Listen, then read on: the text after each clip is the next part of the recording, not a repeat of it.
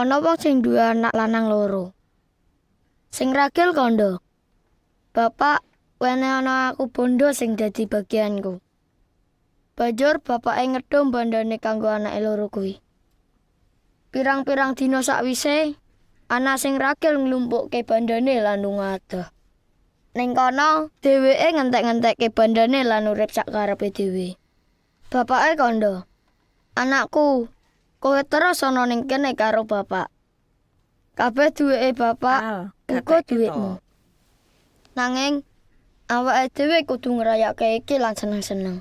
Mergo adimu wis mati, nanging urip meneh. Dheweke ilang, nanging wis ditemokke."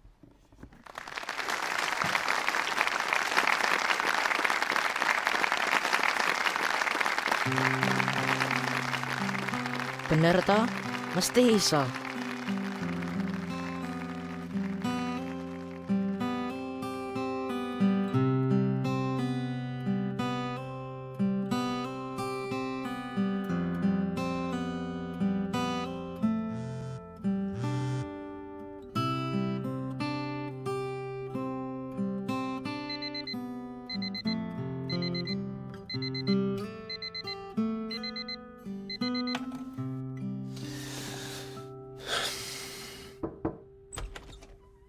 Ndang tangi to. Engko sik Cepet to, ge ndang. Ngunggahke ondo sik sadurunge sarapan. aku wegah Mas.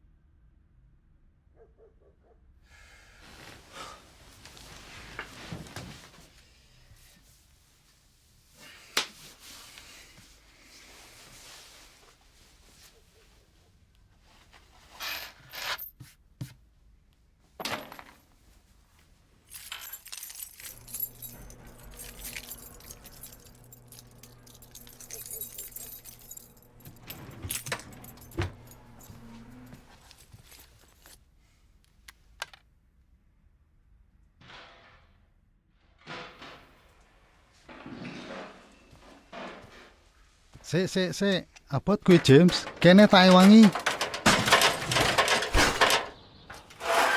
Lah yo pancen abot.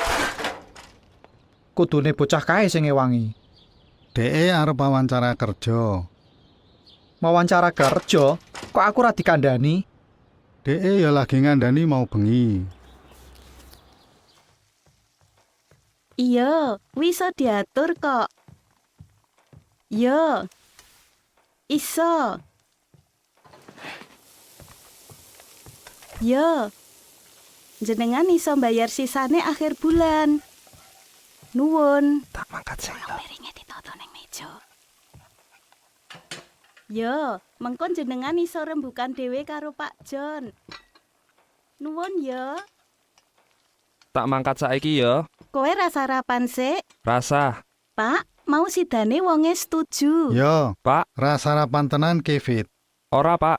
Sarapane wis meh mateng lho. David, bapak meh ngomong sik karo kowe. Lungguh sik sedelok. Rasa kesusu, santai wae. Kowe iki yo ora cerita sik karo aku nek meh golek gawean. Lah ngopo? Mosok ndadak izin kowe? Kowe kan wis duwe gawean ning kene. Wis penak to jane. Saiki yo awake dhewe lagi akeh gawean. Kowe yo wis duwe tanggung jawab ning kene to. Pak, tulung kuwi diaduk. Sik to. Iki kan mung wawancara, durung mesti ditampa. Aku ya wegah dadi tukang terus. Lah emange ngopo? Ra apa-apa. Aku mung pengen mandiri, duwe luwih akeh tanggung jawab. Kowe kan wis tak omongi nek bakal tak kei gawean dhewe. Gaweanmu apik, kowe mesti iso. Jane meh ngelamar gawean ning endi to? Ngelamar gawean ning perusahaan web. Perusahaan web. Duwe pengalaman. Ora, perusahaan kuwi lagi akeh proyek. Al ngongkon ngelamar ning kono. Engko aku meh ketemu Al sik. Nemoni Al. Maksudmu Al Phillips. Dadi saiki kancamu wong ranggenah kaya ngono. Jare sapa orang genah? Dheke wis 2 taun ning kono. Saiki wis dadi manajer. Kanggoku tetep wae. Dheke ranggenah. Mas, ngerti ra? Kowe iki senengane ngecap wong, seneng ngurusi wong liya. Wis. Yuk sarapan sik. Saiki harian, terus sarapan sik. Yuk ayat harian sik. Pak, Bu, sorry, engko aku tak maca dhewe wae. Aku rada grogi, pengen ndang tekan kono. Ya wis hati-hati ya. Kowe kudu ngomong bapak sik sadurunge napa gawean. Ya. Iya, Pak, mung wawancara. Ya. Gowo iki wae. Engko ibu masak senenganmu, sapi panggang. Enak kuwi, nuwun Bu. Sik ya. Hati-hati ya. Hati-hati, Fit.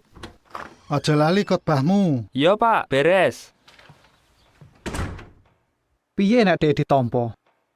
Bapak meneng wae nek dhek kerja ning nggon liya. Awake dhewe rasa nguwatirke sing durung kelakon. Bapak ya ora iso meksa, termasuk meksa kowe kerja karo bapak. Pak, aku karo bapak wae. Matur nuwun, James. Ayo ayat darian sik. Sik to, ra ngono. Aku seneng banget, tapi keluargaku sing rak seneng. Mas Muki, jan kaku tenan wonge. Suwe-suwe iso kena stroke lho wong kae. Ya ngono lah. Wong tuaku sing rak pengen aku ninggalke usaha keluarga. Bapakku ngrasa gawean iki ra cocok. Wong tua sing kaku ki biasane kaya ngono. Tapi delok wae, mengko nek wong tuamu wis saya tuwa, terus usahane bangkrut, mesti dhek seneng banget nek kowe wis duwe gawean sing mapan ning perusahaan sing gedhe. Ah, kowe iki. Tenan. Iki gedunge. Wah, kabeh sak gedung. Ora, wong 2 lantai. Ketompo ra ya? Ketompo lah.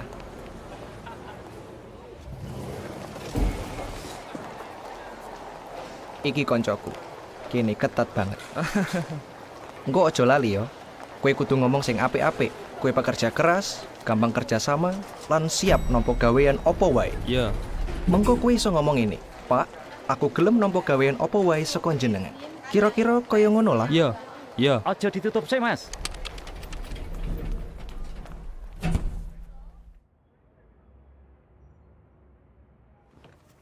Jujur wae, kowe durung tau kerja ning bidang pemasaran web utawa pemasaran liyane. Iya, Pak. Tapi engko tak usahake. Piye yo?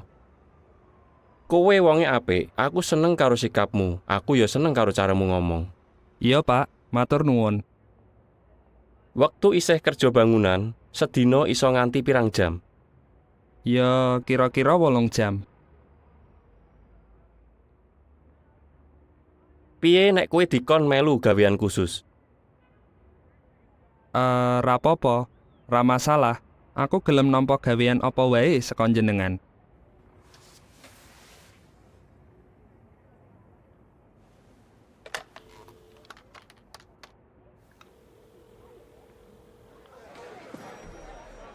Sik yo, tak sambungke, Pak. Hai Nicole, Halo. ono pesen nggo aku? Yo ono. Nuwun.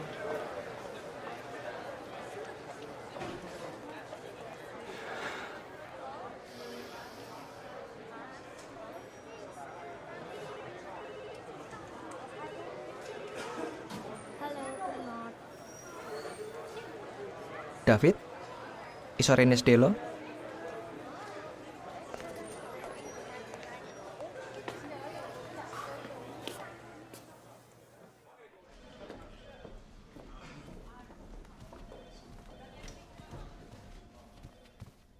Kene tak kandhani.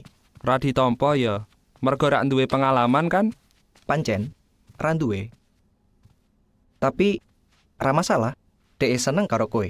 Kowe ditampa. Masa tenan ki? Terus mergo kowe durung duwe pengalaman, kowe dilebokke ning timku. Aku sing latih kowe. Tenan ki? Tenan. Saiki kowe iso ngundang aku Pak. Iya. Ayo cepet rono. Oke. Tapi sik, Piye?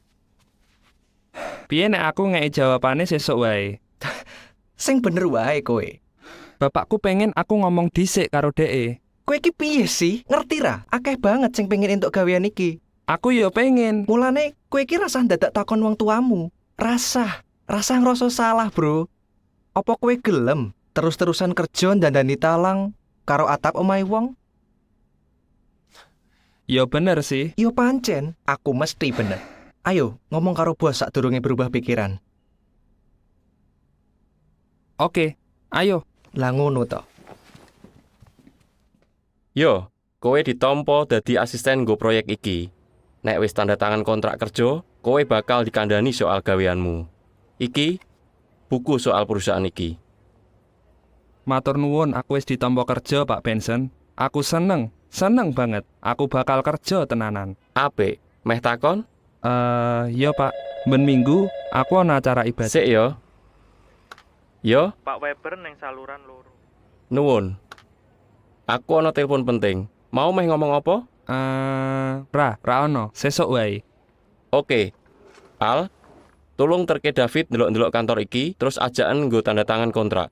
David Barker, muga-muga kerasan yo. Nuwun Pak Benson. Bro, saiki tak duduhke panggonan kerjamu sing anyar. Tak jelaske ruangane sapa wae. Kono ruangane manajer termasuk aku.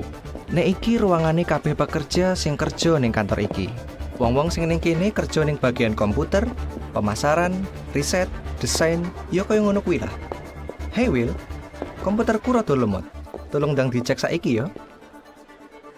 Sing pertama, kowe dudu bosku. Keloro, aku isi ono gawean. Ketelu, kowe kudune ora download sing ora genah, ben komputermu ora lemot. Oke? Oke Will, terserah kowe. Wong-wong kuwi pancen angel dijak kerja sama. Iki ruangan go istirahat. Terus iki mejane konco akrabku. Sopo ya? Ayo lungguh kene. Tenan ki. Iki mejaku, Tenan lah, iki mejamu. tapi aku ora ngerti kudu ngopo. Santai wae, tak ajari.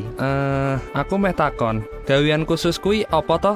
Kuwi maksude kudu kerja lembur tapi ora dibayar. Kerep kaya ngono ya? Tergantung gaweane. Ayo, ono sing pengen tak kenalke. Wah, ranjang men iso rampung tanggal kuwi. Mending ngomong langsung wae karo sing garap. Yo. Oke. Mestilah. Nuwun ya. Hai, cewek. Iso ganggu sedelo? Ono sing pengen tak kenalke. Wah, David, iki Vivian Chen, ketua tim proyek. Viv, iki mesti David Barker yo. Kancane Al, anggota sing anyar. Wah, kerjamu mulai minggu ngarep ya. Cepet banget ya kesebare. Al ngomong ke kowe terus rong minggu iki. Tak kira kowe malaikat loh. Tolong diajari ya. Yo, pancen aku ngomongnya rada berlebihan sih. Hei Viv, sorry ganggu. Iki gambare. Hei Al. Hey, Taylor. Jare berliburan ning pantai yo. Iya. Lancar? Biasa. Opo pacarku tok yo sing delok saka penampilan. Buh, rak duwe pacar lanang. Iki David Barker, asisten sing anyar. DE ora ndelok wong wedok saka penampilane lho. Selamat yo, David. Nuwun ya Tyler, aku wis ngerti kowe. Maksudnya weruh kowe ning lobby waktu lagi ngenteni. no. Berarti meneng-meneng seneng ngamati wong yo. Ketoke aku durung tau ketemu wong sing kaya ngono. Wah, tim sing apik iki. Sijine seneng ngamati, sijine seneng ngerayu.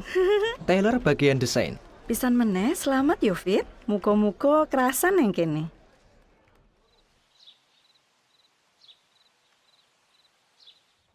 Kowe kan wis tak kandhani nek kudu ngomong karo bapak sik. Tapi kok minggu ngarep wis mulai kerja? Pak, aku rak ngira nek bakal langsung ditampa. Ra ngira iso kerja ning kono. Tapi kowe kok ora ngomong sik karo bapak ibu? Aku wis ngomong karo Al, tapi Al tetep meksa aku. Iyalah, Al Phillips. Jan. Sik Thomas, tak ngomong sik. Aku ra duwe pengalaman, tapi iso ditampa. Terus ya akeh sing pengen kerja ning kono. Mosok tak tolak? Mbok kowe mikir, bapak wis ngomong. Kowe kudune manut, bapak. James, wis to. Bapak seneng nek kowe iso terus kerja ning kene. Bapak ya pengene ngono. Tapi nek kowe pengen golek gawean liya ya ora apa-apa. Apa kowe wis mikirke untung rugine? Terus piye kegiatan rohanimu? Ra masalah, Pak. Apa kowe wis mikirke perjalanan bolak-balik saka kantormu? Nek pas dalane macet, wektumu iso entek ning dalan. Tapi yo akeh sing kaya ngono. Piye soal jam kerjane? Piye berhimpunmu, merintis ekstramu? Tak tunda sik merintise. Ketoke berimpune ra apa-apa. Apa maksudnya ketoke? Ra ngomong soal kuwi karo bosmu. Sik to, Mas. Aku kan lagi ngomong karo Bapak Ibu. Pak, aku yakin kegiatan rohaniku ra bakal keganggu. Ya, apik lah. Piye cita-citamu nggo merintis biasa? Bapak Ibu wis nabung nggo kowe karo masmu. Aku yo ngerti Bapak mikirke aku.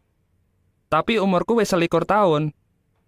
Terus saiki yo akeh cah nom sing akhire ora ana wektu nggo Yewah merga gaweane. Bapak pengen kowe mikirke tenanan soal kuwi, David. Eling nasihate bapak soal nek meh motong, kudu bola-bali ngukur. Iya, Bu. Aku ngerti. Aku wis mikirke soal iki. Aku mung seneng banget iso entuk gawean kuwi. Wis to, ra usah kuwatir banget. Aku kan ra nganti ninggalke Yehuwa. Aja nganti. Kowe ra pengen nambah? Aku pengen latihan khotbah sepisan meneh. Ya wis.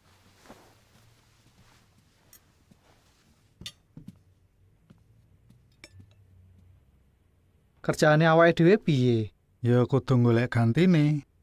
Golek sedulur seman sing gelem kerja ning kene. Robert kuwi yo pinter nukang. Ya, tak telpone. Aku kuwatir banget nek dhek akhire entuk gawean kuwi. Kabeh wong akhire kudu nggawe keputusan dhewe. Nek ngono saiki awake dhewe ndukung dhek wae. Kat biyen aku wis ndukung dhek terus.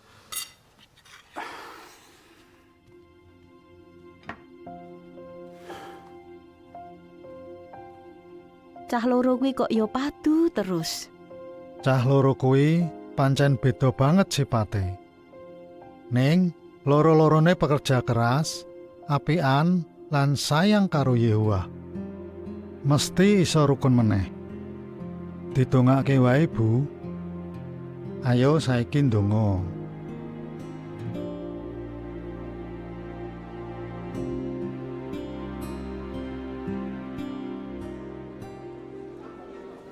Hop Diego, aja mlayu-mlayu ya. Setu wae aku ana sing iso diparani meneh, ana ibu. Komentarmu mau apik banget. Matur nuwun, Om. Piye sekolahmu? Wah, apik banget yo. Mulai minggu ngarep. Iya, aku seneng banget. Perusahaannya gede, saya berkembang. Luar biasa sih, nek iso ketompo. David, matur nuwun ya, khotbahmu mau apik banget. Nuwun Mas Harper. Al ngomong, nek aku ketompo, karirku bakal apik banget. Mesti seneng ya? Ra klebon serpian kayu neh, ra ketutuk palu. Bebas saka masku sing seneng ngatur. Ra nyesel lah. Aku yo nyaman karo wong-wong ning kono.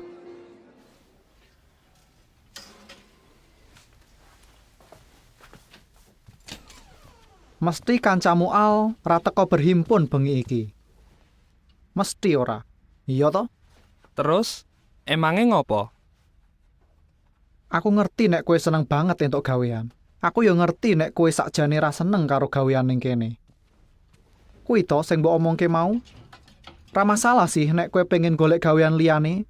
Tapi aku ra seneng nek kowe karo cah kae. Sik to. Mungkin Al ra kaya sing mbok karepke, tapi dhek wis dibaptis lan berjuang ben aku iso ditampa. Wis to, rasa kuwatir banget, Mas. Iso kena stroke lho kowe engko. Tak maca buku soal perusahaan iki sik. Fit, hati-hati yo. Ya, nuwun nasihate. Tolong lawange ditutup ya.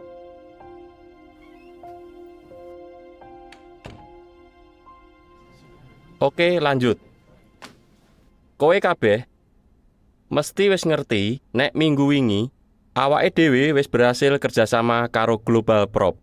Mula saiki kudu kerja keras nggo proyek sing anyar.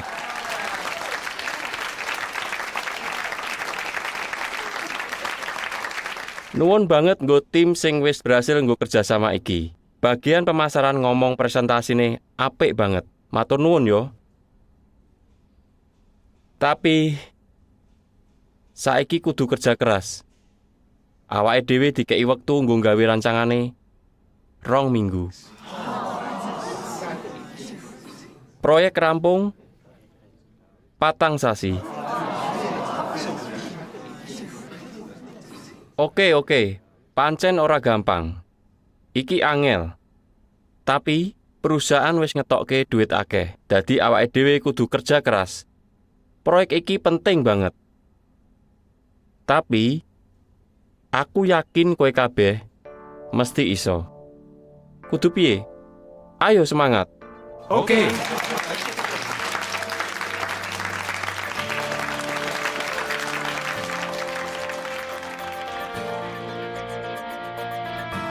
Iki dasar-dasar. Kudu pelajari mergo iki gaweanmu. Yo, mohon ya. Sorry, mau kesini. David, Pak. Kerjamu apik banget. Terus semangat yo. Iya, Pak. David, Piye, Pak? apik? Kabeh lancar? Yo lancar. Apik lah.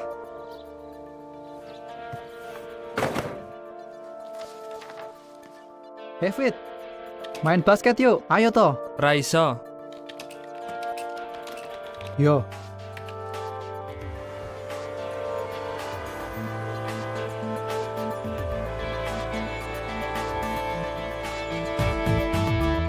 Gendreng apa? Ra iso metu ya? Nah, iso ta? Ngono tok. Iya.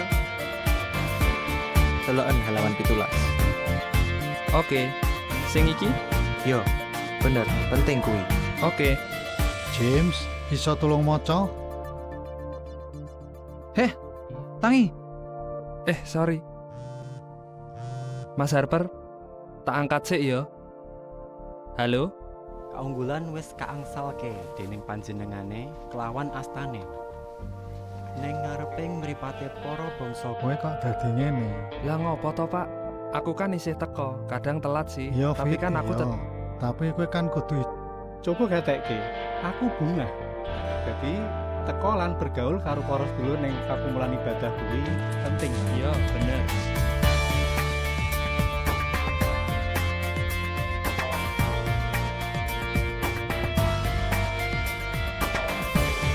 Melu ngono ndi ki? Nek ning panggonan sing wingi piye? Yo, rono wae. Aku ngombe sithik wae lho.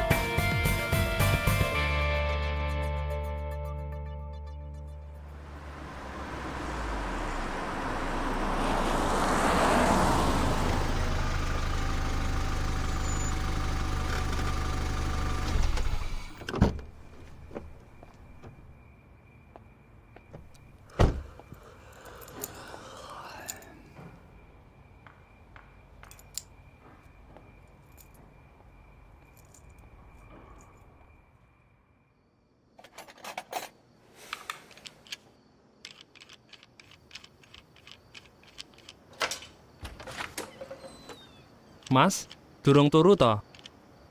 Yo, isih nyiapke nggo sesuk. Isih sok macet to? Iki wis ping 3. Lah iya. Padahal wis dibenakke bola-bali. Kok bapak ra tuku sing anyar wae sih? Alat iki dieman-eman karo bapak. Mungkin iki sing pertama dituku. Mungkin. Nek kowe lembur meneh toh? Ya, kaya ngono lah. Kantorku lagi ono proyek gede. Jadi aku ya kudu lembur-lembur terus ben garapane iso rampung kaya sing wis ditargetke karo perusahaan. Oh ngono. Berarti bakal lembur terus.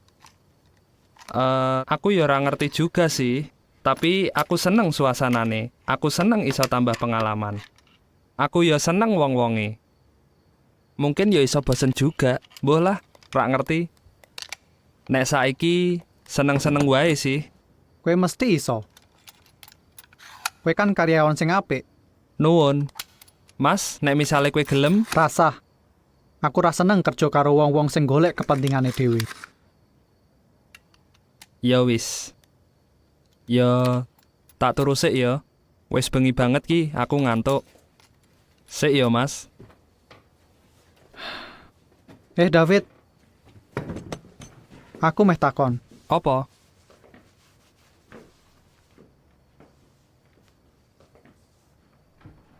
Jane ana apa to?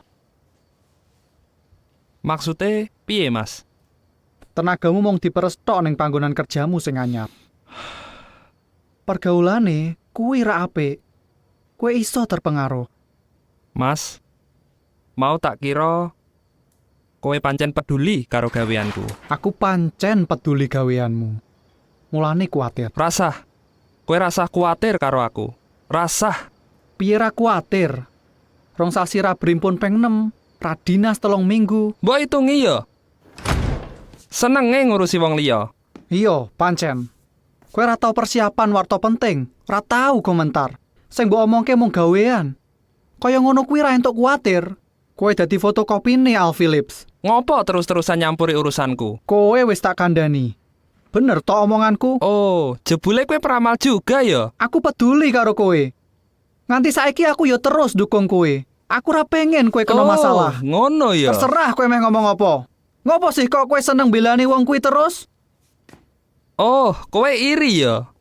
Iri karo Al, sorry yo. Pancen kowe iri. Mergo kowe rak kaya Al. Dhek uripe bahagia, duwe akeh kanca, wong sing sukses. Wong-wong yo seneng karo dhek. Mung kowe tok sing elek-elek dhek. Ngelek-elek? Iya, kowe kan kaku, rumangsa paling bener. Aku ki berjuang ngliwati gerbang sing sempit. Lah kok kowe malah ngliwati gerbang sing ngombo lan dalan sing jembar ben kowe iso urip penak. Kowe yo iri karo aku. Iri piye? Aku mau pengen manut karo Yehuwa. Aku yo pengen kowe kaya ngono. Kabeh kudu manut kowe. Dasar bocah. Apa? Hah?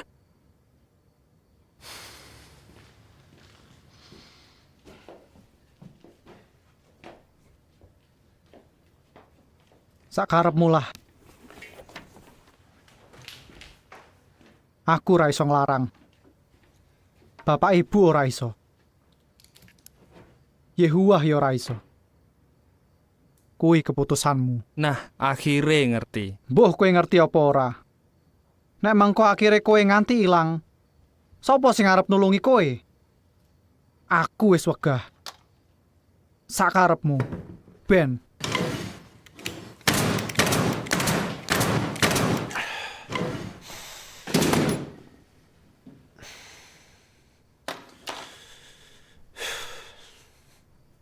Aku ra pengen kowe nggawe bapak ibu lara ati. Tak turu sik.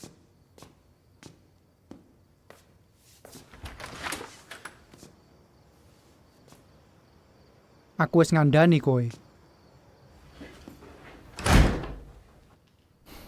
Ngandani apane?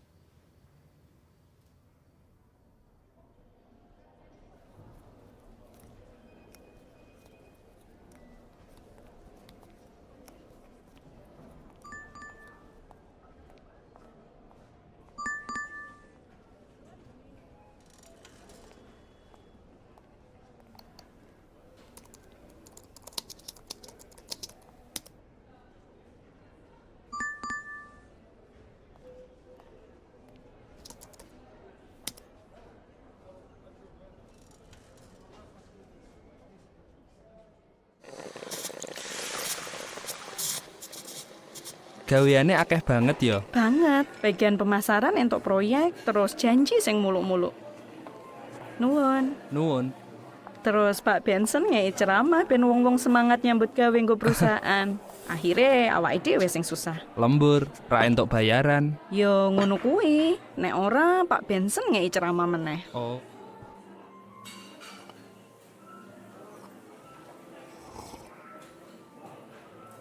Tapi kayane wonge apik. Yo pancen, sing penting atasane seneng. Godeke gawean sing paling penting. Liyane dipikir keri. Oh, ngono. Oh. Ana apa? Rapopo seko mantanku. Sorry. Oh, sing wis tau mbok critakake kae ya. Bener banget. Pengalamanku ra penak banget. Sayang karo wong, wonge selingkuh, putus, terus lanange njaluk balik neh. Taylor, aku durung suwe kenal kowe. Tapi kowe mesti entuk sing luwih apik. Nuwun. Pingine ngono. Kowe wis ngerti akeh soal aku. Saiki gantian kowe.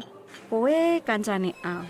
Biyen dadi tukang kayu, sikapmu apik, ra tau misuh, apa meneh? Ya mung kuwi tok sih. Wis mbok sebutke kabeh. Ayo to. Tenan, mung kuwi. Aku mulai kerja melu bapakku saka umur 16. Usaha keluarga Barker. Usaha sederhana sing terus berkembang. Sing manggone ning garasi, sing para pekerjane kompak kabeh. Bapak, ibu, karo masku. Ning keluargaku, kabeh gawean kudu ditampa. Wah, mesti seneng ya. Ya, pancen kaya ngono.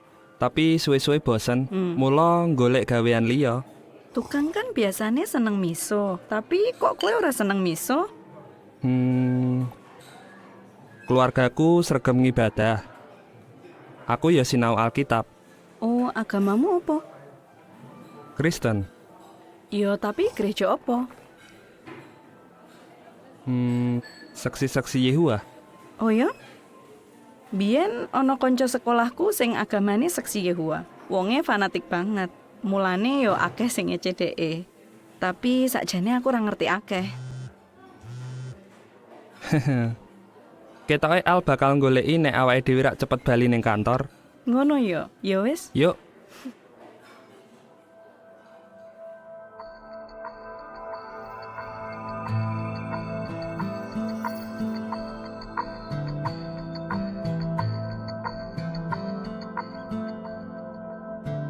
Ketoke sibuk banget. Piye istirahate? Biasa. Lah ngopo? Kowe seneng yo karo Taylor? Mau ngopi kok. Yo, awale pancen ngono. Aku ana gawean ki. Engko neh ya. Ngene lho Romeo. Ana sing pengen tak omongke ning ruang rapat.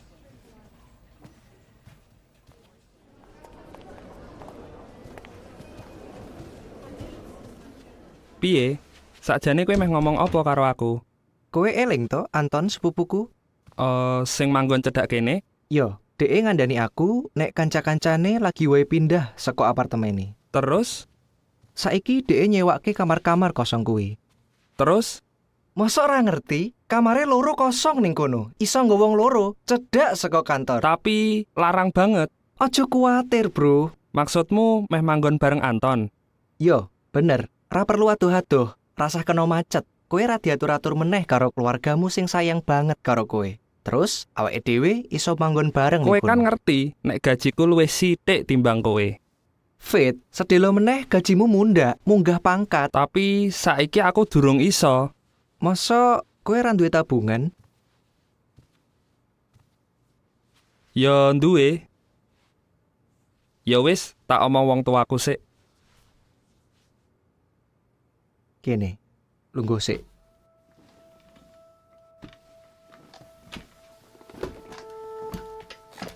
Tak kandhani yo. Mergo aku, Anton gelem nyewake kamare nggo kowe timbang nggo adine pacare.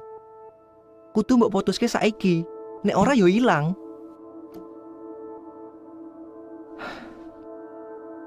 Umurmu saiki wis 21. Mosok arep manggon karo wong tuamu terus? Saiki kowe iso urip dhewe. Bebas saka wong tuamu. Iso mandiri.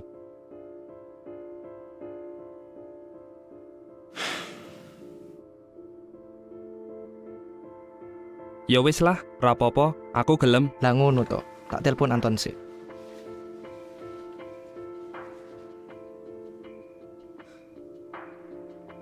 Bro? Yo, iki cai gelem. Kau bengi? Oke, ning Pitch? Yo, oke. Ketemu ning kono yo. Mengko mulai kerja ketemuan karo DEC. Ra iso lah, aku entuk khotbah engko bengi. Ra iso. Mosok ra ono sing iso ganteni? Mosok ya ngono neh. Kowe rasah teko, mesti kan ono sing ganteni. Ora ah. Ayo to, pisan iki tok. Ya wis.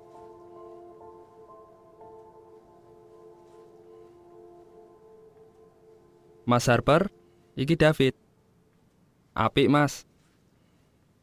Ngene lho, ketoke aku ra iso nyampe ke khotbah engko bengi mergo lembur. Sorry banget. Tolong golek gantine ya. Iya. Iya, sorry. Iya.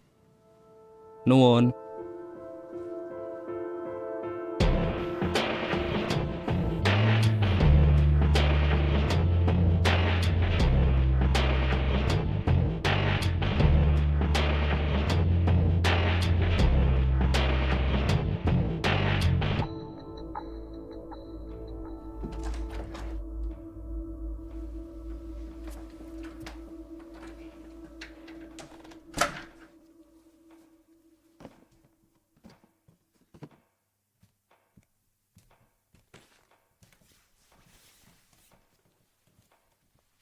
Fit. Pak, get-geti wae. Wis bengi banget, kok durung turu? Kok ora ngomong nek lembur? Mau kudune kowe khotbah to? Iya, kudune ngabari sik, tapi mau gaweane ra iso tak tinggal, ra rampung-rampung. Fit. Tak ngomong sik. Ayo. Lungguh sik.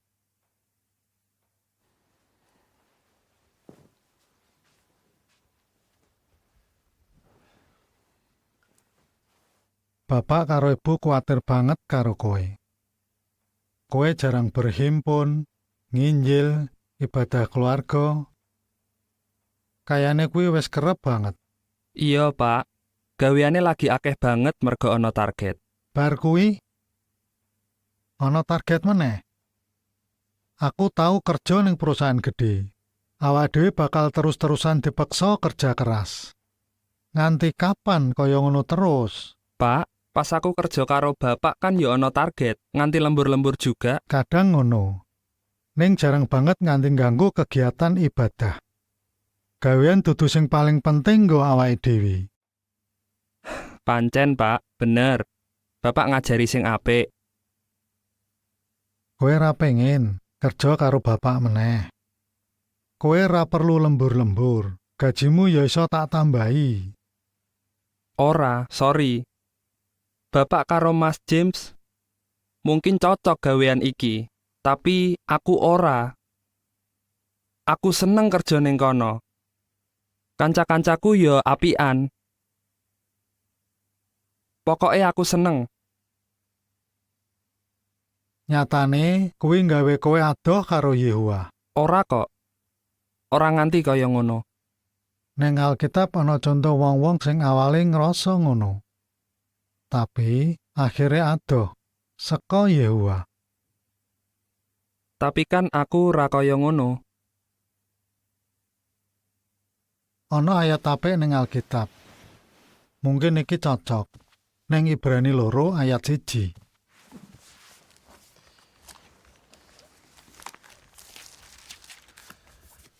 Kuwi sebabe kita perlu luwih tenanan timbang biasane nggatekke perkara-perkara sing wis kita rungokke supaya ora keli. Terus Awake dhewe kudu ngati-ati. Aja nganti awake dhewe saya suwe dadi saya adoh saka Yehuwa. Kadang wong liya sing ngerti nek awake dhewe wis adoh karo Yehuwa. kabeh ngomong kaya ngono. Bapak, Ibu, Mas James, Pinituwa. Akeh lah pokoke.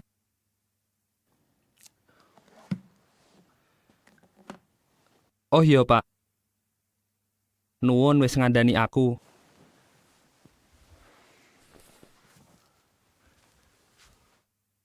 Tapi aku pengen ngomong. Apa? Aku arep pindah.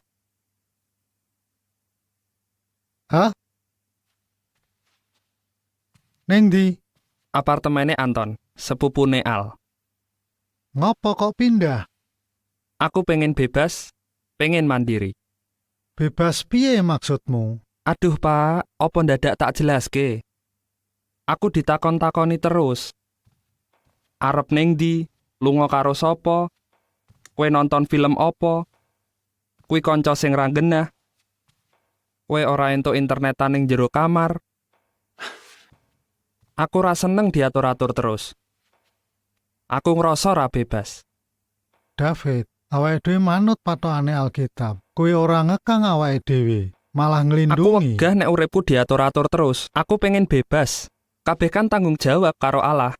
Yo, bener. Aku pengen gawe keputusan dhewe, mbuh kuwi salah apa bener. Ra masalah to? Nek ngerti sing bener tapi milih sing salah, kuwi sing masalah.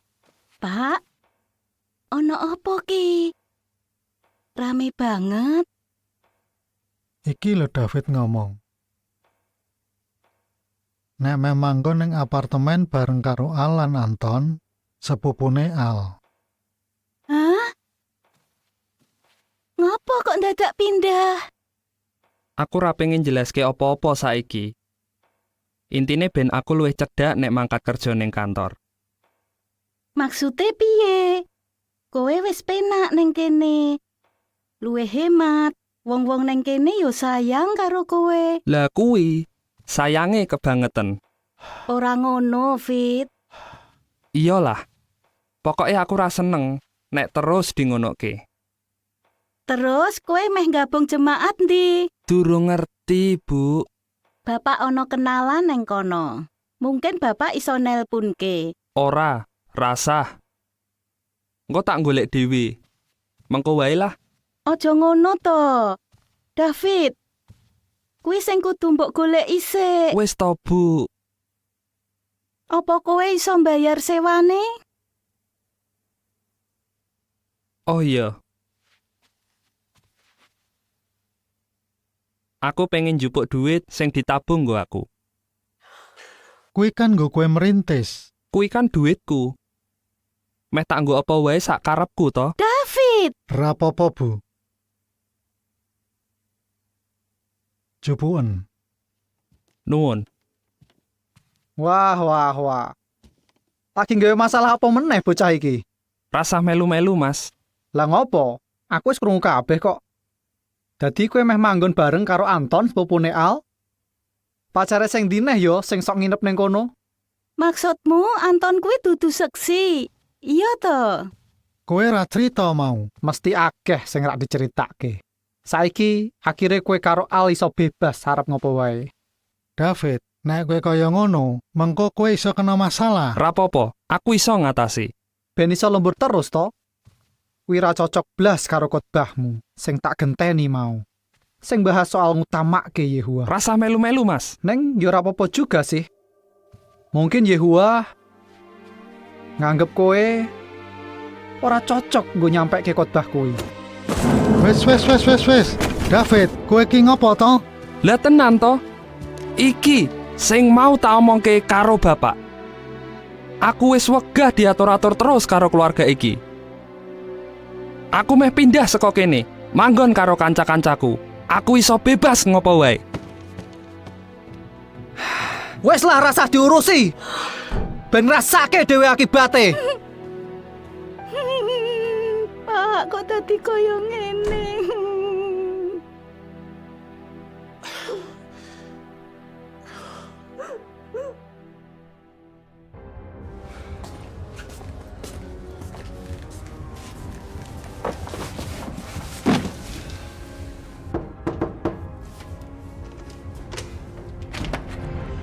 David. Hei, Kene tak bantu. nuwun ya. Isih akeh ning mobil. Kayane aku salah parkir.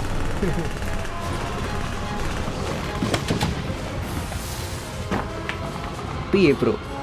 Gone apik to? Iya. David, wis teko ya. Ayo kene, dipenakke ya. Nuwun. Iya. Iki duit sewane. Sip lah.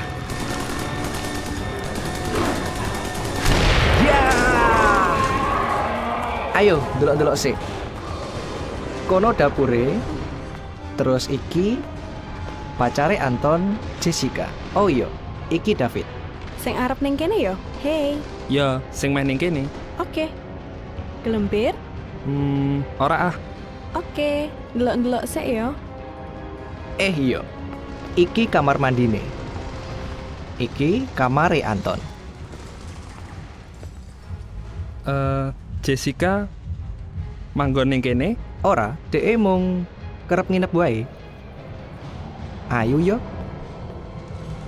Terus iki kamarku. Apik. Sorry, durung tak toto. Terus saiki sing ditunggu-tunggu, kamar sing iki. Akhire iki kamarmu. Apik to? Wah, kamare mewah banget. Pemandangannya yo apik.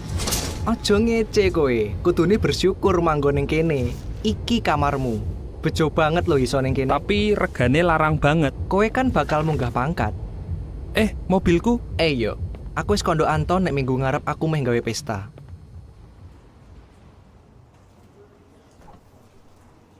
Ya ampun, kok iso to larang banget dendane?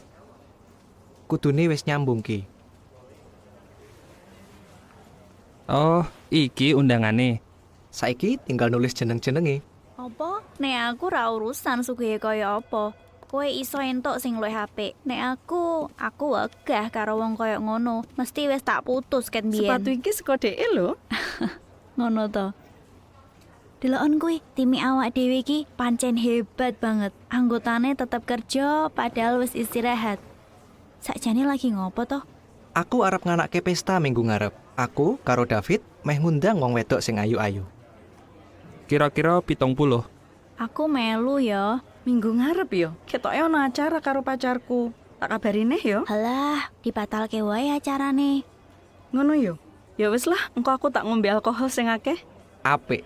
Engko kowe iso ngombe sak puasmu. Tulisan jenenge. Oke, Kapten. Hey, Philips. Pestane yo karo ngombe-ngombe. Tenan. Iya, Will. Sing diundang mung sithik, dadi ra ngundang kowe. Ra masalah. Oh iya, Al, David wis tau cerita nek kowe karo dhek iki saksi Yehua. Iya, terus? Bener to? Kok aku lagi ngerti? Oh iya, ana saksi Yehua sing sok teko ning omahku bahas Alkitab. Apik lah. Aku ra cocok ajarane, tapi aku ngerti saksi Yehua. Nek delok kelakuanmu, sak ngertiku saksi Yehua ora kaya ngono. Beda banget.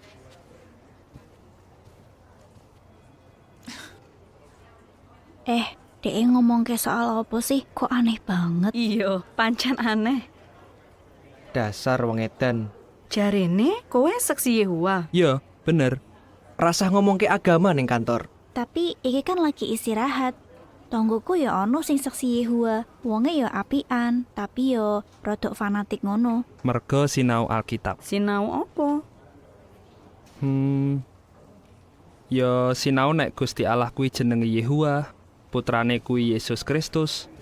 Terus menungso bakal urip sakteruse ing bumi Firdaus, wong mati ya bakal urip meneh. Kuwi mung beberapa sih. Wah, ketoke menarik. Aku ya neng gereja pas cilik, tapi aku ora tau ngerti soal kuwi. Ketoke kowe ya ora ulang tahun ya? Iya, bener. Lah emangnya ngopo? Saksi Yehua ora nglarang wong liya ulang tahun, tapi ora ngrayakke. Mergo keterangane Alkitab soal kuwi ora apik. Al, pas ulang tahunmu dirayakke kok meneng wae?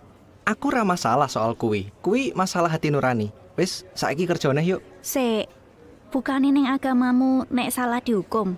Pancen ana beberapa hal sing dilarang ning Alkitab. Nek konangan diceramai, janji rambaleni neh, nangis, bar kuwi masalahe rampung. Kan kabeh agama ya ngono. Sakjane ora kaya ngono. Nek ana sing gawe dosa, ning gelem ngaku, mertobat, ora mbaleni neh, dhek ra entuk tugas-tugas neh ning jemaat. Terus nek ra gelem mertobat, piye nek terus nggawe dosa? Ya iso ditokke saka jemaat. Wah, maksudnya diusir ya? Ora sih, dhek isih iso melu acara ibadah, tapi ra oleh bergaul karo liyane. mosok? Wah, ngeri tenan ya. Pancen ngeri. Ketoke kaya ngono, tapi kuwi jane nggo nglindungi jemaat. Terus ya ben wong sing ditokke kuwi mertobat. Nek wis mertobat, wong kuwi iso gabung neh ning jemaat. Wah, ra kuat nek kon dadi saksi Yehua. Pancen ra kabeh iso. Waktu istirahat wis entek. Fit, balik kerjane yuk. Aku pengen ngomong karo kowe ning ruang rapat. Oke. Piye, Bro? Kowe iki ngopo sih? Ngopo? Ngopo ndadak ngomongke soal ditokke saka jemaat, soal ulang tahun? Tapi dudu aku sing mulai.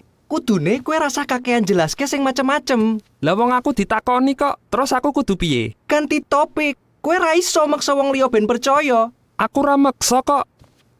Ngene lho, ngomongke soal agama ning kantor kuwi bener-bener ora apik. Iso-iso kowe didoi karo wong liya. Misale, yo akeh lah. Terus ngopo kok kowe ndadak ngomong karo Will Parsons? dhek sing dandani komputerku. Ketoke wonge ya apik. Kuwi mung ketoke. Fit. Sing mbok omongke soal agama kuwi wis cukup. Mulai saiki kowe ora perlu ngomongke soal agama meneh. Sorry yo aku nesu-nesu. Mergo akeh gawean. Rapopo to? Ya, rapopo. Oke, kerjane yuk.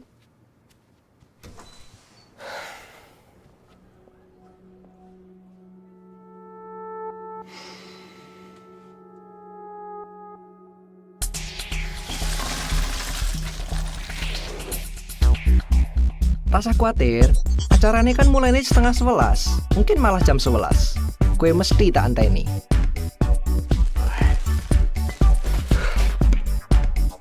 Piye? Apik ra? Apik. Hei David, buka ke lawange ya. Yo. Yo, ning kene ono akeh minuman. Santai wae. Hey. Wis siap pesta? Hey. Hei, piye kabare? Hei. Piye kabare?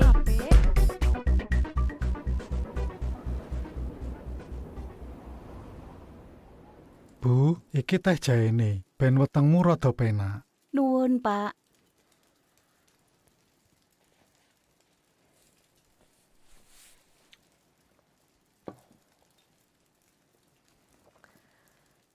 Iki wis 2 minggu. Aku kuwatir. Ditelepon wae po, Pak? Wis, tapi ra diangkat. Wis ben, David dinengkese wae, Bu. Aku mikir ke David. Saiki beda. Biyen ra ngono. 6 sasi wingi ra ngono. Mungkin omongane James soal Al bener. Awake dhewe ra ngerti, tapi David wis gedhe, wis ora saomah meneh. Dhewe kudu mutuske dhewe. Aku bar maca wulang bebasan 22 ayat 6. Wiwit cilik ajarana dalan sing perlu diambah supaya tekan tuwa ora bakal nyimpang. Pak, opo awake dhewe salah ndidik anak? Kabeh ora mesti kelakon kaya sing dikarepke. Tapi awake dhewe wis ngei conto nggo ngutamake Yehuwa. Awake dhewe wis ngejak ngobrol, ngejak liburan, sinau Alkitab. Awake dhewe yo sayang karo bocah-bocah kuwi. Bu, kowe ya wis dadi ibu sing sayang lan gatekke anak-anake. Dadi, awake dhewe wis ngupaya sing paling apik. Tapi saiki terserah David, merga dheke wis gedhe.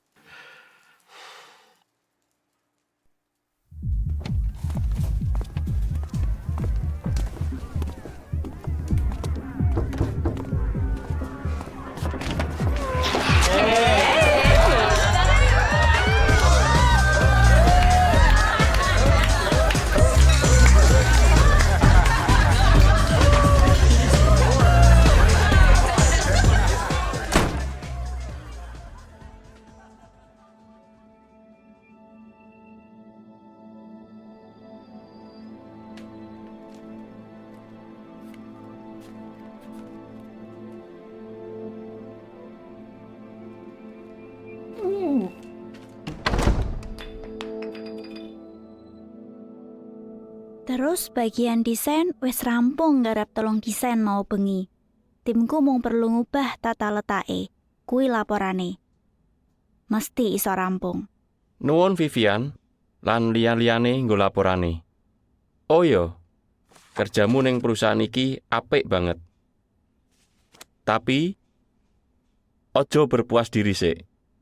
Awake dhewe iso wae nggawe kesalahan utawa ora sesuai targete.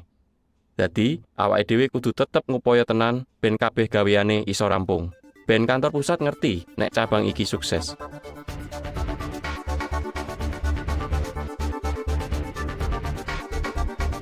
Aku ora peduli. Sing penting sesuai target. Gawean iki kudu rampung. Sesok kudu rampung. Yo sorry. Oke, pokoknya kudu rampung.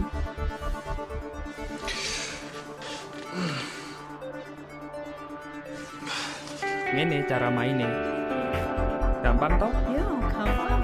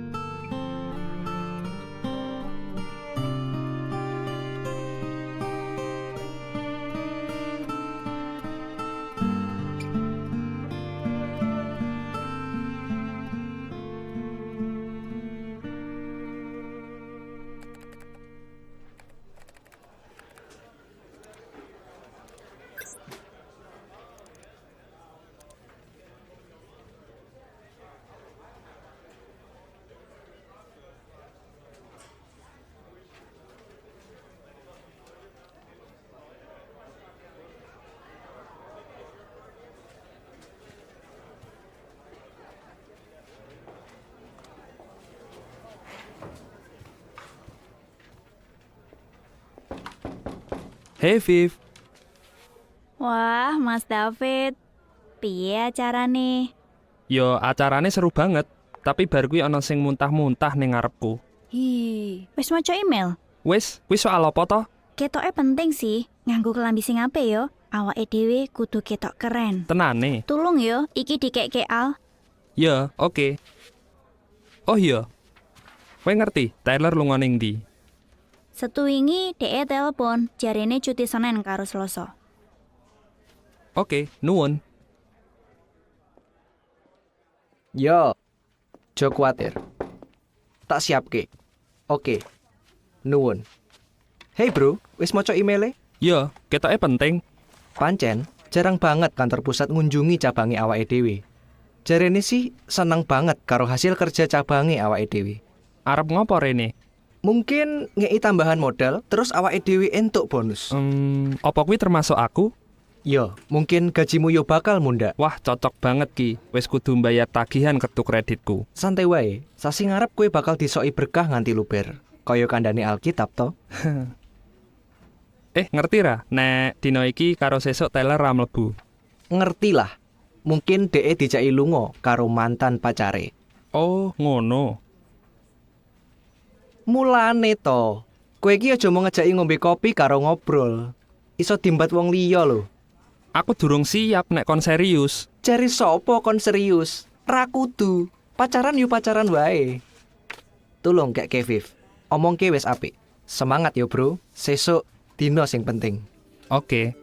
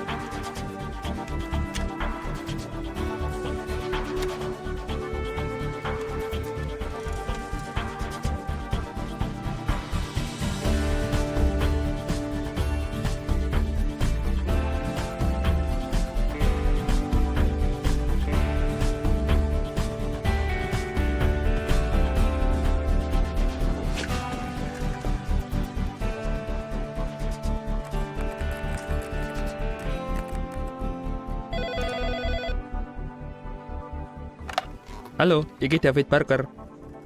Pak Benson? Yo Pak, aku Rono. Yo Pak, nuwun.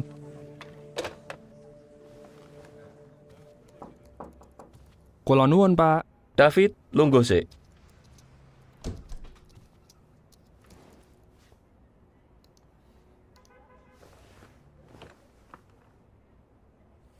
Kerjamu apik banget ning tim iki. Senajan kowe ra ana pengalaman, kemajuanmu cepet banget. Aku yakin sok mben kowe bakal dadi karyawan sing hebat. Aku yakin. Nuwun Pak, nuwun banget. Kuwi sebabe aku bingung arep ngomong. Aku dikandani nek ana proyek-proyek sing dialihke ning kantor West Coast. Dadi, karyawane kudu dikurangi. Termasuk kowe, Fit. Hah? Maksudnya piye? Iki mendadak, aku ngerti nek kowe kaget. Kapan? Aturan perusahaan ketat banget. Kuwi langsung berlaku.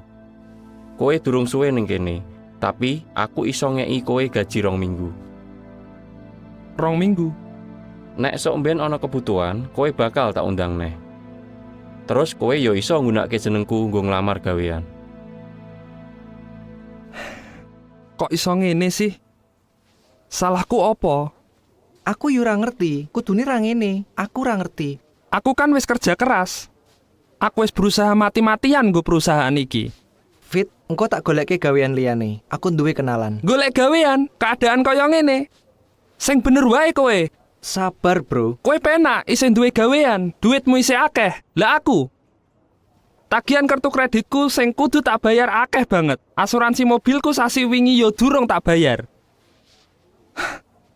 Kudune gajiku mundak, ora di PHK. Santai, Bro. Aku iso bantu kowe. Kowe yo iso tak silihi duit bonus. Kowe entuk bonus? Kowe yo munggah jabatan?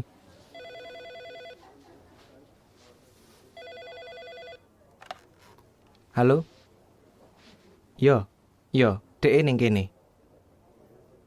Yo, Pak. Engko tak rono, Pak. Oke. Aku kudu ketemu Pak Benson sik.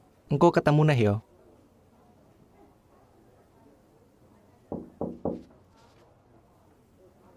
Ngono ya? Sorry, Bro. Aturan perusahaan.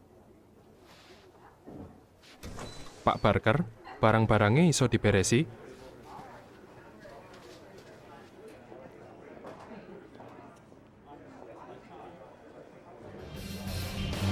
Wis to, rasa khawatir. Mbuh lah.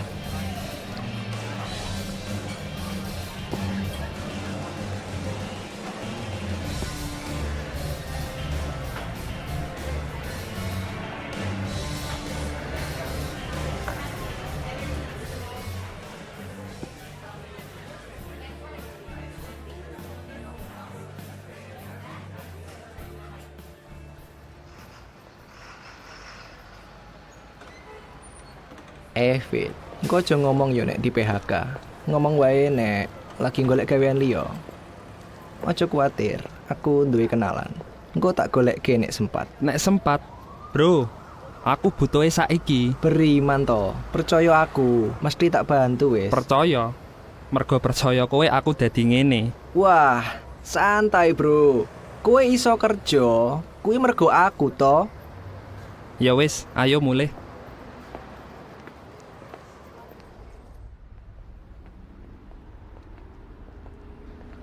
Kudune kowe matur nuwun karo aku. Wis lah, dudu kowe sing salah. Wis kuwi rak usah dibahas neh. Aku ra iso nyetir, numpak kereta wae. Sesuk mobilku tak jupuk. Kereta jam semene, edan po. Ya wis, numpak taksi wae. Taksi, kowe kan mau ngombe sithik. Akeh yo, pokoke ra iso. Ya wis. Kene.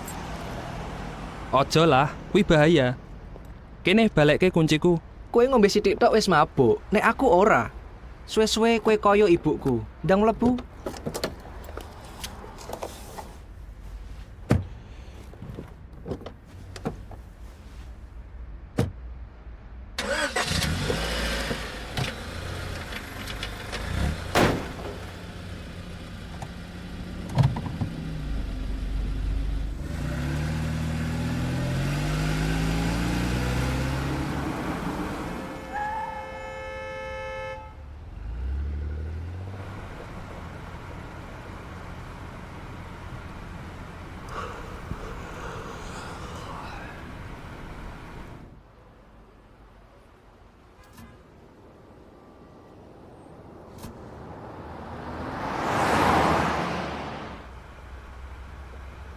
Bro, kowe wis nerobos lampu merah. Lagi wae abange. Terus yo dalane sepi. Mbok kowe meneng to?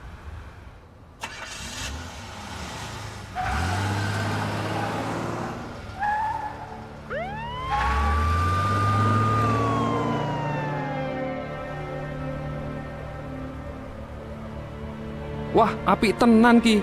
Ngeyel, kandhani numpak kereta wae. Kowe ngopo e? Kok malah ngebut? Pokoke aja nganti kecekel. Edan kowe. Engko ndak simku ditahan. Mulane nek meh ngopo-ngopo dipikir sik. Ngawur tenan kowe, bro. Kowe iki ngopo? Mandek wae. Mobilmu payah.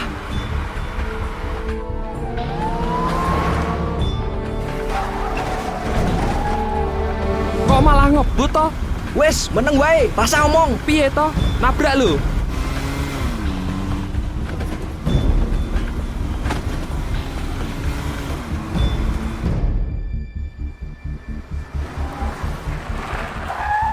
Kowe arep ngopo e?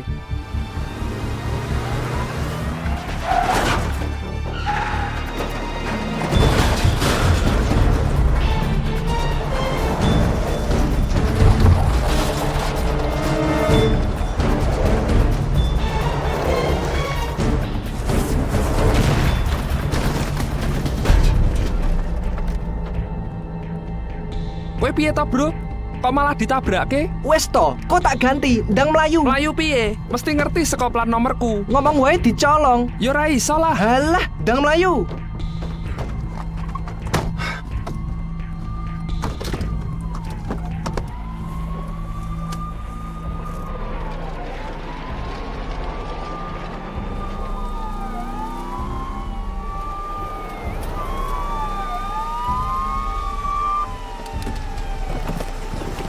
Angkat tangan. Tiarap. Cepet tiarap. Cepet. Periksa mobilnya. Periksa mobilnya. Henti tanganmu. Periksa mobilnya. Mobilnya kosong. Henti tangan kiwamu.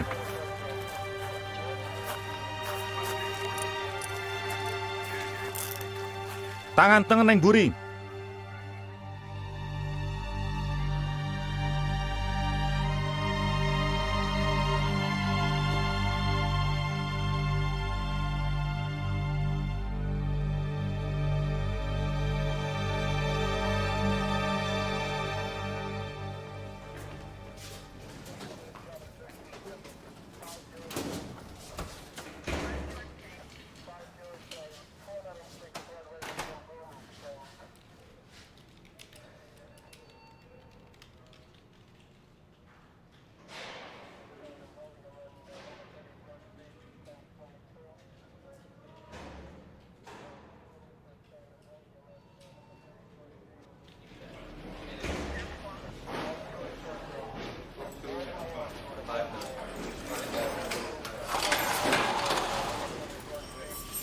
David Barker. Ceritamu cocok karo rekaman CCTV. Kancamu wis ditangkep.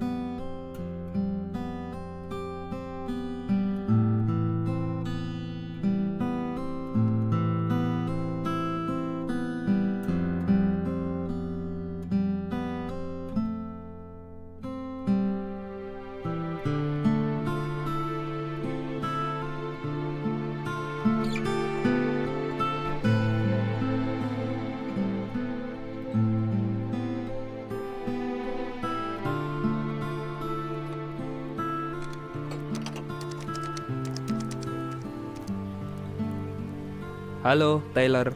Iki David.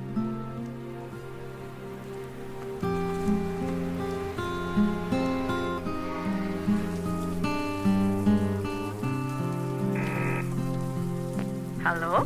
Hei, iki aku.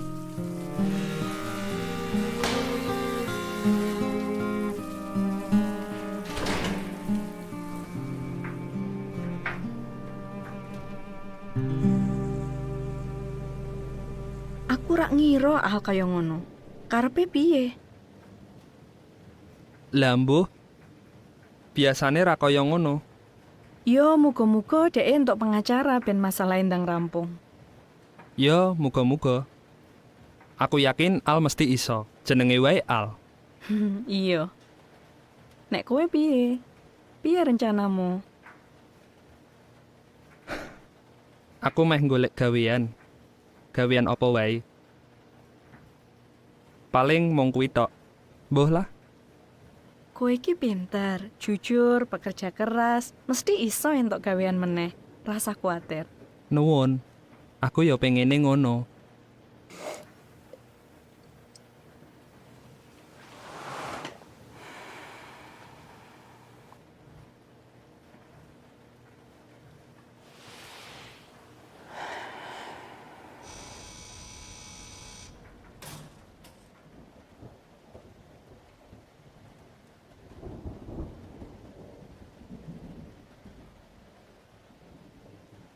Taylor, nuwun ya. Aku wis entuk nganggo pengeringmu karo mampir. Podo-podo. Nuwun banget ya. Iki wis bengi banget, tak mulai sik ya. Ojo sik lah, kan isih udan. Engko kowe teles neh. Ngenteni udane terang sik. Engko kesuwen, tak mulai sik. Rapopo, iso turun neng sofa. Ojo udan-udanan neh. Oke. Ketoke aku ra iso nolak ki. Iya. Awake dhewe yo isih kudu ngentekke iki.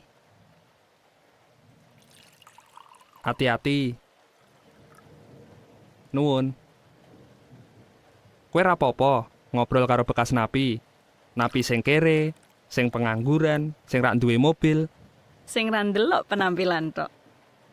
Oh iya ya. Kuwi ya termasuk. Piye to, Fit? Perlu tak tulis ning lamaran kerja. Iyalah. Oke lah.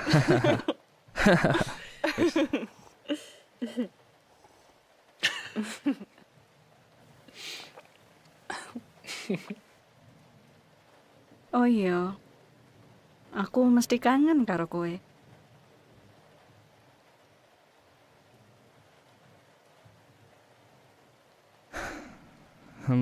Aku ya kangen. Tapi isih iso ketemu toh? Ya mesti tetep iso. Tetep iso ketemu.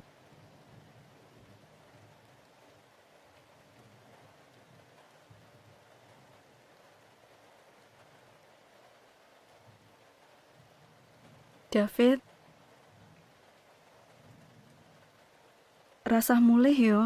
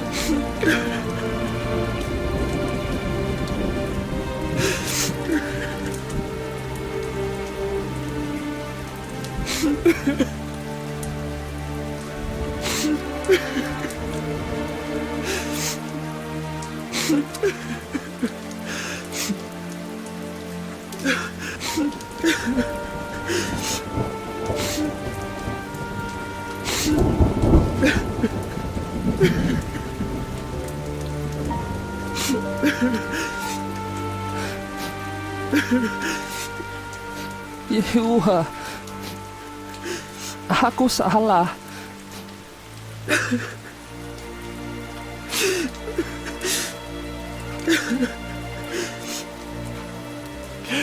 Ampun, Yehuwa.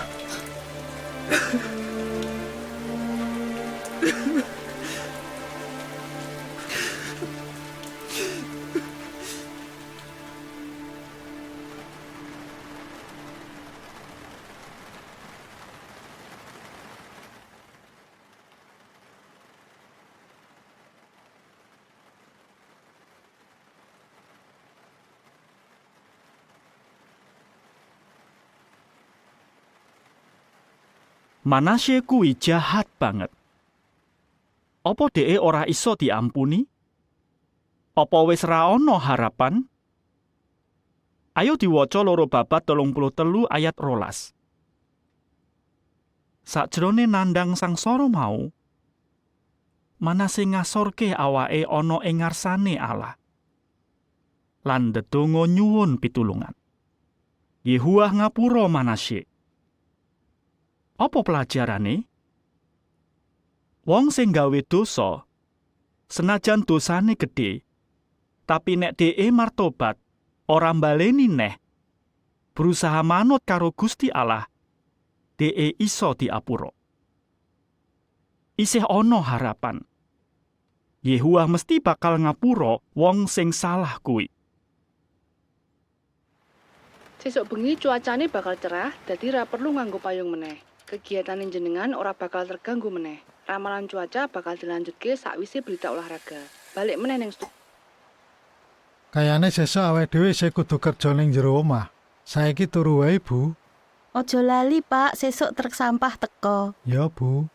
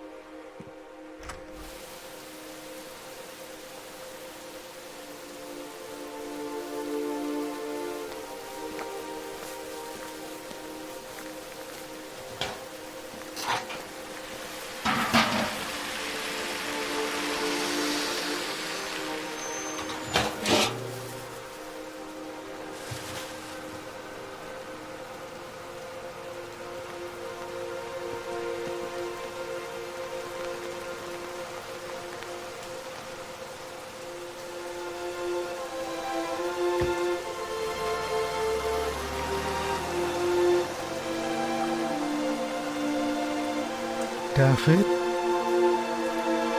David!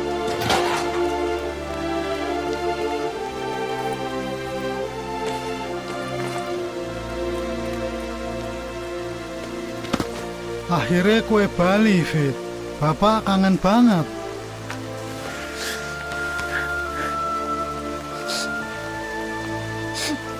Pak, aku njaluk ngapura.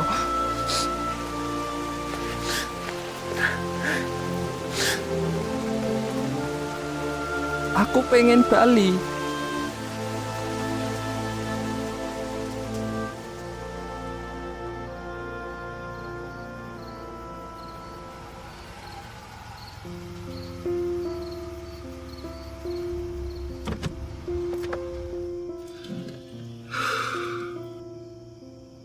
Piye, Fit?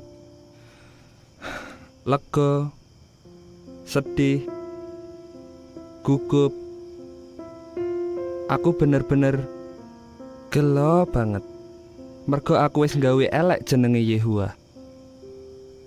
Fit, nek kowe isih terus ngrasa salah, Alkitab kondo, Gusti Allah luwih gedhe ketimbang ati kita.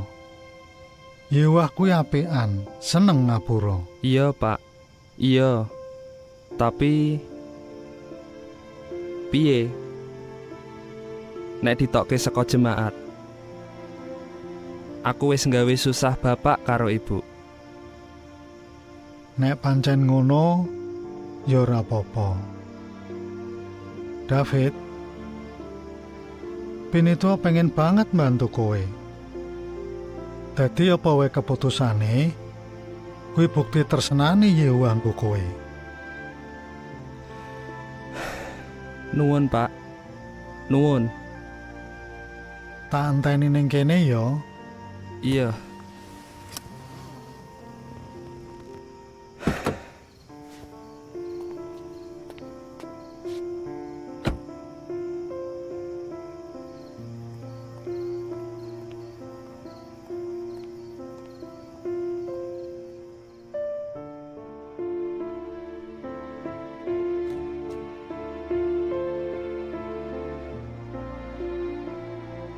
Nuwun. Aku seneng banget iso cedhak karo Yehuwa meneh.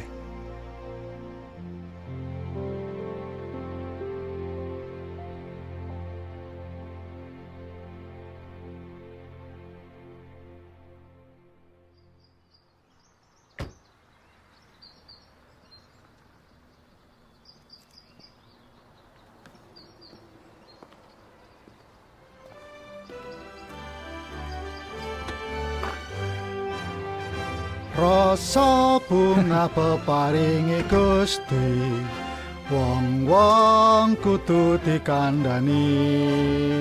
Kanthi rasa bunga ing jero ati, tetep tekun lan setya ngabdi. Hey James, Ketoke lagi seneng banget. Ono acara apa? Pas mulih dinas, bapak ibu mikir pengen ngundang para sedulur nggo nyambut adimu. Ibu lagi masak senengane David, sapi panggang, kacang polong, pai apel. Yo, Pak, aku lali tuku krim. James, opo kowe iso nukokke krim? Ngopo ndadak aku? Pak, aku wis nelpon Mas Harper, jare dhek iso teko. Kowe wae sing tuku.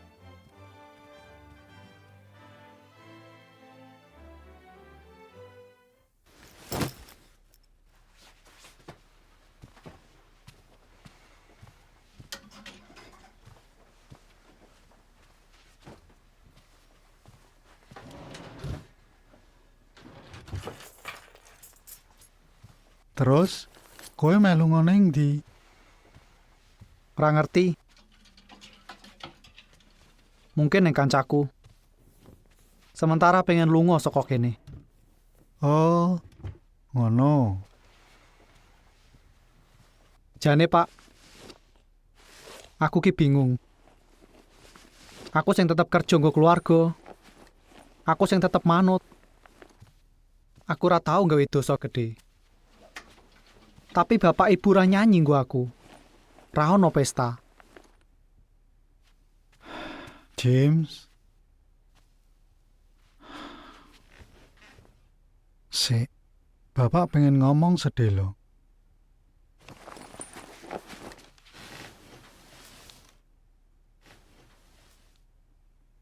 Kowe sing tetep kerja. Kowe yo terus manut. Bapak ibu sayang karo kowe. Bangga karo kowe. Pancen bener, adimu wis nggawe dosa gedhe. Lan nampa akibate. Dheke wis bali neh. Dheke keterlaluan. Dheke wis ngentekke duit, terus yo nggawe dosa gedhe. Tapi bapak nampa dheke. Dheke wis mertobat. Gelem dibantu Pinituwa. Dheke ra gelem manut. Nglarani atine awake dhewe. Wis tak kandhani. Bola bali, tapi dheke tetep ngeyel. Mosok mertobat. Kowe mesti lara ati. Adimu wis ninggalke Yehuwa. Tapi saiki wis bali meneh. Dheke butuh bantuanmu. Apa kowe ra iso ngapura dheke lan nampa dheke meneh? Aku ngerti kudu ngono. Tapi aku durung iso. Sorry, Pak.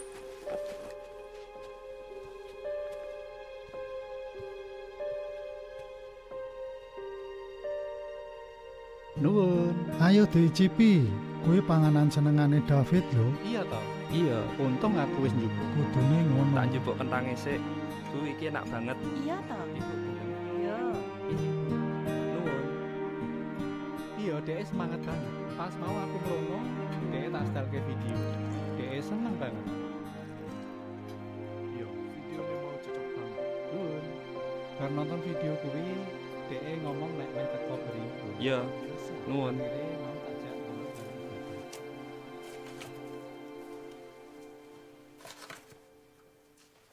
Wis tangi to, Fit? Iya, Bu. Wah, kok tangine esuk banget to, Fit? Gaweke sarapan neh. Aku kan sayang banget karo bapak ibu, mulane tak gaweke sarapan. Wah, nuwun. Iya, Bu. Ibu mbantu apa ki? Rasa, bapak ibu siap-siap wae nggo berimpun. Tenan ki? Iya. Ya wis, mbok kowe ngene terus.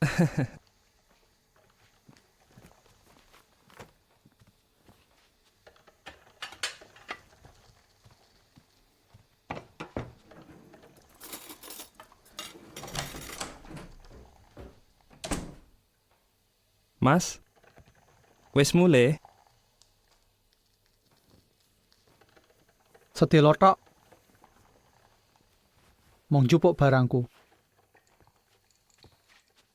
Aku pengen ngomong.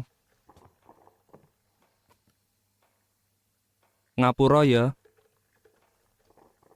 Ngapura.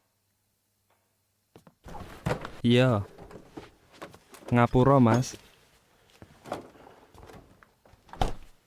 Gampang banget jaluk ngapura. Nek aku ra iso mbok apusi. Mas. Mbok aja ngono. Lah ngopo? Mesake bapak ibu susah banget mergo awake dhewe. Kudune ket biyen mbok pikir. Iya. Iki pancen salahku. Aku ya ora pengen kaya ngono. Tapi kebaco toh. Minggiro. Mas. David. Cepat minggir. Mas. Jaluk ngapura pancen ra cukup.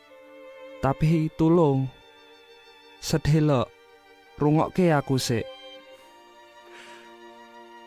Aku pancen salah banget. Aku ngerti. Kowe peduli karo aku. Sayang karo aku. Tapi aku ora menghargai. Aku ora manut. Omonganmu bener.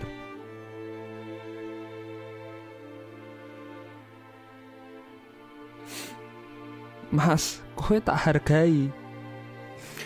Wong sing tak sayangi. Wong sing wis ngajari aku carane nukang. Mas, kowe sing terus nyemangati aku. Mas, aku tenan. Bener-bener jaluk ngapura. Nek kowe ra iso,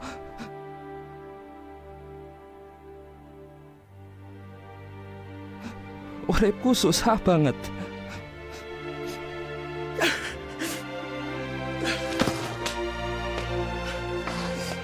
Jaluk ngapura ya.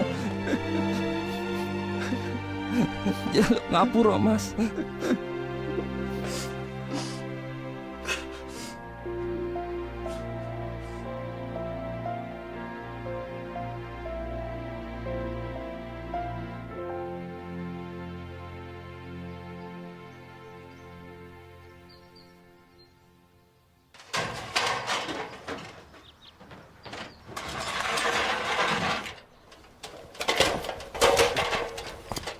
Hati-hati, klambimu reget loh.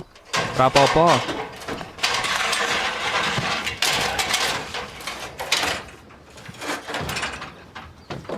Wes tinggalen. Kowe siap-siap wae. Rapopo, akeh wektu. Ayo, podo sarapan sik. Yo, mengko tak usahake gawene sesuk-esuk wis rampung. Yo. Yo, Pak, tak kabari. Matur nuwun. Bu, engko nek aku wis mangkat, tulung telponke Pemda. Terus kondo nek dina Jumat. Yo, terus Robert piye? Sidane kon teko kapan? Engko tak kandhani dinane. Soale kudu ndelok sik jadwale bocah-bocah. Wah, kayane apik kuwi. Enak kuwi. Bu, kayane enak. Takonke Joni karo Erik melu basket apa ora? Engko kan aku dinas karo Joni, tak takon sisan. Engko awan, tak takon Erik. Terus engko ya tak golek lapangan basket. David, apa acaramu minggu ngarep? Rencanane aku dinas Rebo karo Jumat. Liyane kuwi aku arep kerja. Apik, kowe James? Nek sesuk Senin dinas, jamku nutup sasi iki. Dadi Selasa iso kerja. Apik. Soalnya aku butuh kowe kabeh nggo mbantu ngrampungke omahe Freddy. Ben gaweane ndang rampung. Kok iso sih jam dinasmu wis arep nutup sasi iki? Yo nggawe jadwal. Dinas ket esuk, awal minggu, awal bulan. Karo awal tahun. Kabeh ngomong ngono. Muga-muga aku iso. Mesti iso. Nang komerintis, awake dhewe iso kerja sama. Yo, mesti. Kudune ngono. James, iso tolong macake? Ayate 1 Korintus 13 ayat 13. Telung bab iki bakal tetep ono. Iman, pangarep-arep lan katresnan. Ning sing paling unggul katresnan. Ayat iki ngomongke soal katresnan. David, iso maca komentare? Yo. Saiki kabeh umat Yehuwa padha ngerti pentinge ngupaya nresnani kabeh wong. Kuwi kudu dituduhke kapan wae lan karo sapa wae. Gatekno kandhane Rasul Paulus soal kuwi. Dheke kandha telung bab iki bakal tetep ana. Iman, pangarep-arep lan katresnan. Ning sing paling unggul katresnan.